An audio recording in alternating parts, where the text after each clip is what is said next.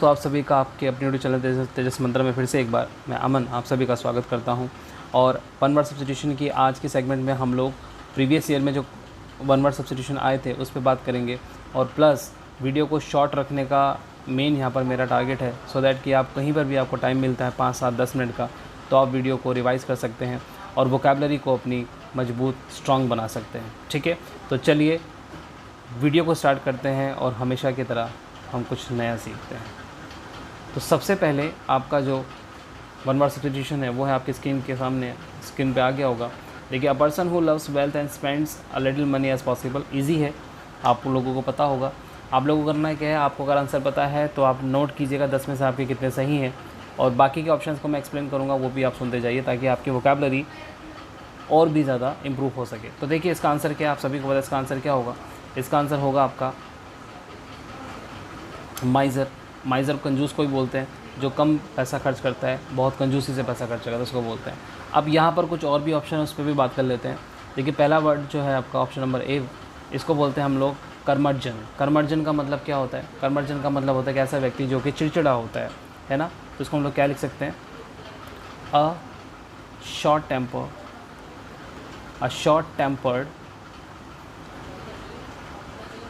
Person. ठीक है, क्या बोलते हैं इसको? A short tempered person. Generally ये जो 60+ के लोग होते हैं, यानी कि जो ओल्ड एज में लोग चिड़चिड़े हो जाते हैं, उनके लिए इस्तेमाल किया जाता है। मनी ग्रैबर की बात करें, मनी ग्रैबर का मतलब क्या होता है समझिएगा ध्यान से। मनी ग्रैबर का मतलब होता है आपका एक ऐसा व्यक्ति जो हमेशा पैसा लेने के लिए ज़्यादा ध्यान रखता है कि इससे लेना है, उससे लेना है। तो आप इसको कह सकते हैं अ person who cares too much in getting money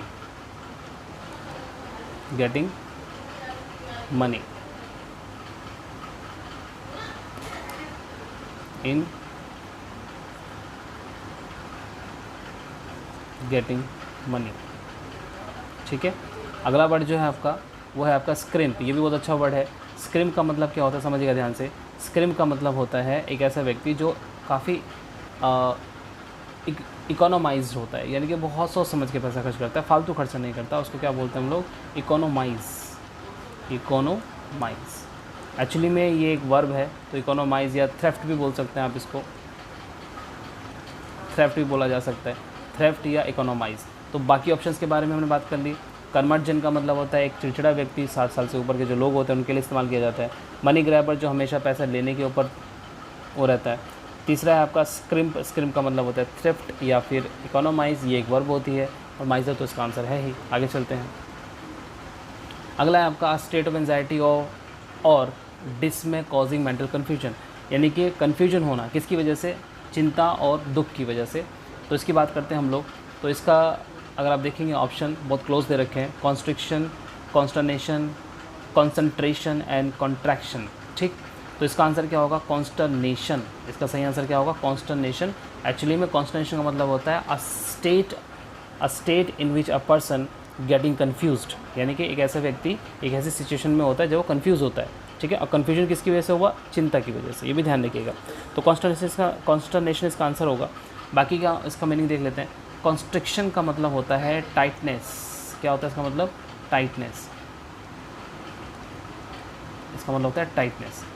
concentration का मतलब आपको पता ही है, फोकस होता है, फोकस्ड या फोकस।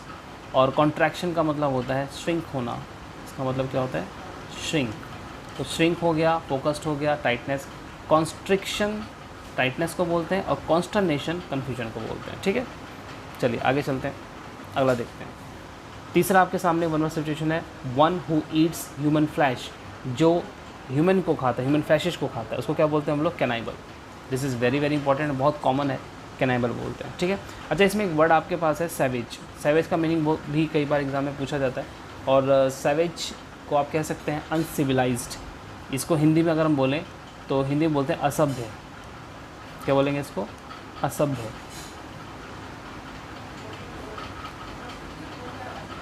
असभ्य। ठीक है, और इसके लिए एक वर्ड आप याद कर सकते हो, वर्ड होता है हैगार्ड। HAGGARD, haggard. हैगार्ड का मतलब भी असभ्य होता है। अच्छा वर्ड है savage.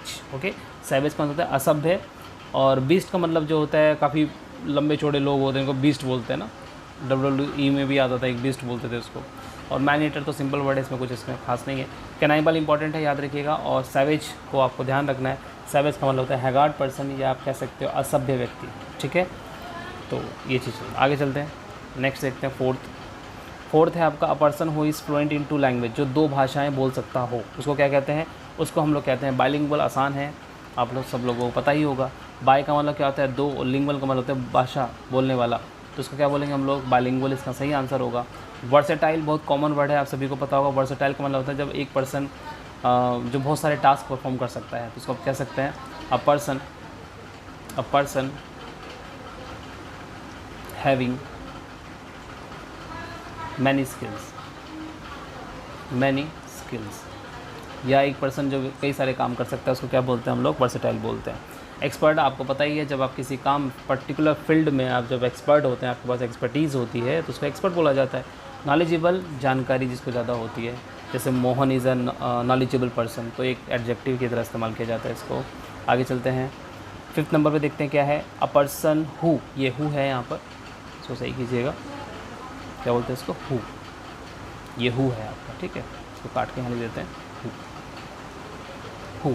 A person who believes in the total abolition of war, जो मतलब जो युद्ध होता है, लड़ाई झगड़ा होता है, उसको बिल्कुल नकार देता है कि भाई जो भी कोई काम करना है प्यार मोहब्बत से कीजिए, लड़ाई झगड़े में क्या ही रखा है। बात भी सही है। तो देखिए इसका आंसर क्या होगा? पैसिफिस्ट। ये सिंपल एक वोकैब भी है ना। कई बार पैसिफिस्ट का मीनिंग पूछ लिया जाता है। हिंदी में इसका मीनिंग अगर हम निकालें तो हिंदी में इसका मतलब होता है शांति प्रिय करने वाला, इसको बोलते हैं हम लोग शांति प्रिय।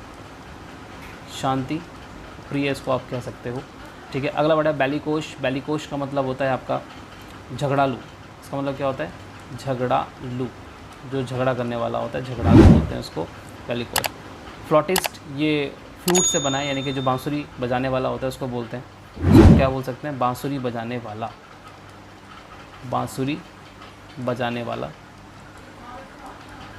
ठीक है, बांसुरी बजाने वाला। आगे चलते हैं, फैटलिस्ट। ये भी बहुत अच्छा आपका 1 वर्ड सब्स्टिट्यूशन है। फैटलिस्ट का मतलब होता है अ पर्सन जो कि भाग्य पे विश्वास करता है, तो उसको क्या लिख सकते हैं? भाग्यवादी। हिंदी में इसको लिखें भाग्यवादी लिखा जाएगा, और इंग्लिश में लिखेंगे अ person who believes in destiny. क्या बोलेंगे? अ person who believes in destiny. Destiny मतलब किस्मत पे जो भरोसा करता है उसको फैटलिस्ट बोलते हैं, हिंदी में भाग्यवादी बोलते हैं, ठीक है।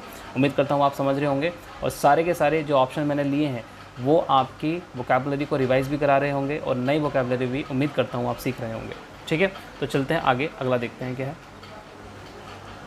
अ सॉल्यूशन फॉर ऑल, ये भी बहुत कॉमन है, आप सबको पता होगा। जैसे कहते हैं रामबाण इलाज, बहुत सारी बीमारियों की एक दवा, उसको बोलते हैं अ सॉल्यूशन फॉर ऑल। और इसका आंसर होगा आपका पैनीसिया। इसकी स्पेलिंग देख लीजिएगा, PANACEA, पैनीसिया, ठीक है ना। ट्रीटमेंट आसान है, आप सभी को पता है, उपचार बोलते हैं, क्योर को भी उपचार बोलते हैं। वेलबींग का मतलब होता है अच्छाई या अच्छा, ठीक है।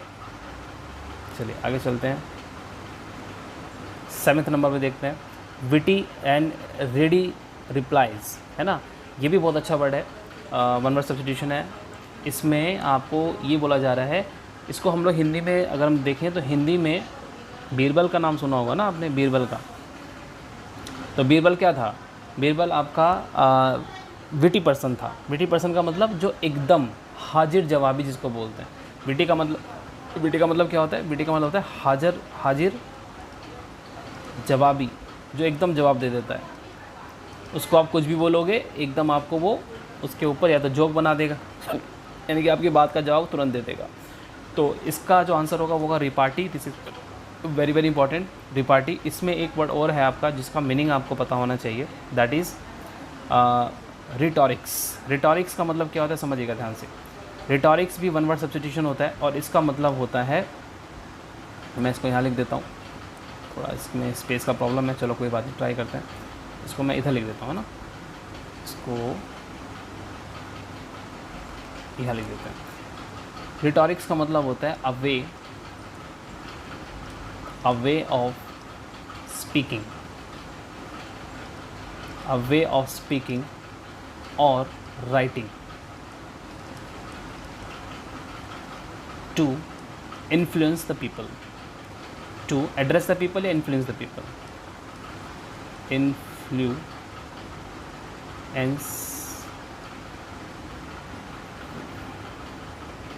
थोड़ा नीचे लिखना पड़ेगा, to influence the people, influence the people. अच्छा, इसको मैं हिंदी बताऊँगा, एकदम समझ जाओगे। हिंदी में इसका मतलब होता है आपका जो भाषण लिखते हैं ना, या जो भाषण बोलते हैं, है ना, कुछ लोग होते हैं जैसे हमारे पीएम साहब बहुत बढ़िया बोलते हैं भाइयों और बहनों, तो उनका बोलने का तरीका बहुत अच्छा है, ठीक है। या फिर राइटिंग, कोई भाषण जो लिखता है, किसी की मतलब ये स्किल होती है कि बहुत अच्छा लिखने का उनका हुनर होता है, तो इस तरह से ये आप इसको कह सकते हैं, ठीक है। आगे बात करें तो इसमें रिफ्रेन का मतलब होता है आपका किसी से बचना, अपने आप को बचाना, रिफ्रेन फ्रॉम दूर रखना। रिफ्रेन का मतलब होता है दूर रखना, ठीक है। तो इसका आंसर क्या होगा? आपका आंसर होगा इसका आपका repartee. This is very very important, आपके एग्ज़ाम में कई बार पूछा गया है। रिपार्टी का मीनिंग सीधा सीधा पूछ लेते हैं, तो ध्यान रखिएगा, ठीक है। अगला देखते हैं, वेरी डेलिकेटेड एंड ब्यूटीफुल। भाई बहुत डेलिकेटेड का मतलब होता है बहुत नाजुक और बहुत सुंदर, तो उसके लिए हम जो वर्ड इस्तेमाल करते हैं वन वर्ड सब्स्टिट्यूशन की फॉर्म में, वो होता है एक्सक्यूसिट। क्या बोलते हैं इसको? एक्सक्यूसिट। एक्सक्यूसिट का मतलब होता है वेरी ब्यूटीफुल एंड सॉफ्ट, ठीक है ना। तो आसान वर्ड है, अच्छा वर्ड है, याद कर सकते हो उसको। अच्छा, इसी में अगर हम RE जोड़ दें, रिक्विसिट कर दें, तो इसका मतलब हो जाता है ज़रूरी। क्या हो जाता है इसका मतलब? ज़रूरी, इम्पोर्टेंट, नेसेसरी, ठीक। एक्सक्लेम्परी, एग्जाम्पलरी का मतलब होता है, एग्जाम्पल से वर्ड बना है, एग्जाम्पल से, और एग्जाम्पलरी का मतलब होता है अच्छा उदाहरण। इसका मतलब क्या होता है? अच्छा। एग्जाम्पल का मतलब तो उदाहरण होता है, और अगर अच्छा उदाहरण बोलना है तो अच्छा उदाहरण। जैसे कहते हैं ना कि भैया कि फलाने का लड़का फलाने की लड़की जो है बहुत अच्छी है पढ़ाई में, एक अच्छा उदाहरण है, देखो उससे कुछ सीखो। तो इस तरह की जो कंपैरिजन की जाती है, तो उसके लिए हम लोग क्या बोलते हैं? अच्छा उदाहरण। उम्मीद करता हूँ आप समझ रहे होंगे, ठीक है। और रिस्प्लेंडेंट का मतलब क्या होता है? देखिए, स्प्लेंडर वर्ड मैंने पढ़ाया हुआ है। स्प्लेंडर का मतलब होता है शानदार, तो इसका भी मतलब वही होता है, शानदार, है ना, अच्छा, बहुत बढ़िया, स्प्लेंडेड। जैसे कहते हैं ना आपने बहुत अच्छा परफॉर्म किया, तो हम क्या बोलेंगे? यू परफॉर्म्ड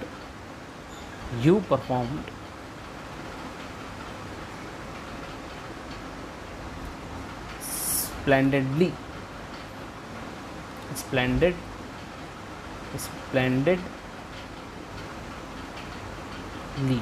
ठीक है। तो रिस्प्लेंडेड भी बोल सकते हैं और स्प्लेंडेड भी बोल सकते हैं, सेम मीनिंग है। तो इसका आंसर क्या होगा? इसका आंसर होगा एक्विसिट। याद रखिएगा, इसका आंसर आपका एक्विसिट है, ठीक है। आगे चलते हैं।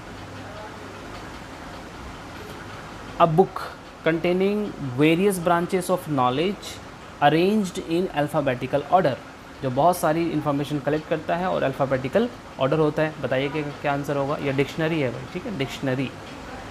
ये स्पेलिंग थोड़ा सा मिसप्रिंट हो गया, ION होगा यहाँ पर, ठीक है, ON, डिक्शनरी। बताइए क्या आंसर होगा इसका? तो अगर आपने इसका आंसर A लिया है तो बिल्कुल सही लिया है। एनसाइक्लोपीडिया इसको बोलते हैं, इसकी स्पेलिंग भी देख लीजिएगा, एनसाइक्लोपीडिया, NENCYCLO, एंड पीडिया की स्पेलिंग थोड़ा देख लीजिएगा, PAE होता है, PE नहीं होता है केवल, ठीक है। तो गूगल वगैरह सर्च मारते हैं ना हम लोग, कहते हैं ना कि भैया इसको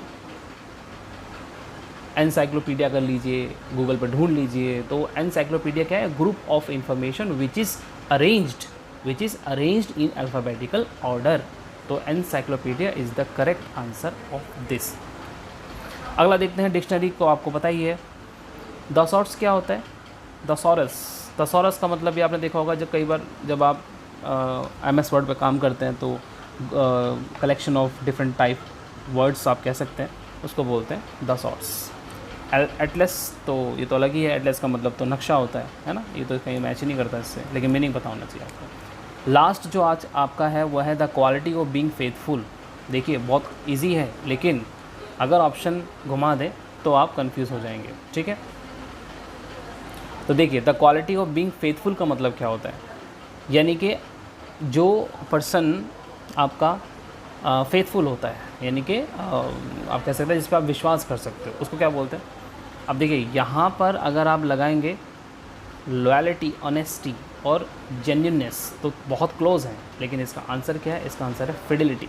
इसका आंसर क्या होगा? फिडिलिटी, यानी कि अ person who is truthful, faithful, इस तरह से। तो लॉयल्टी भी पता है आपको, लॉयल्टी भी क्लोज है, लेकिन अगर इसका आंसर पूछा जाएगा तो इसका आंसर फिडिलिटी होगा। ठीक है, तो उम्मीद करता हूँ आपको ये शॉर्ट वीडियो पसंद आया होगा।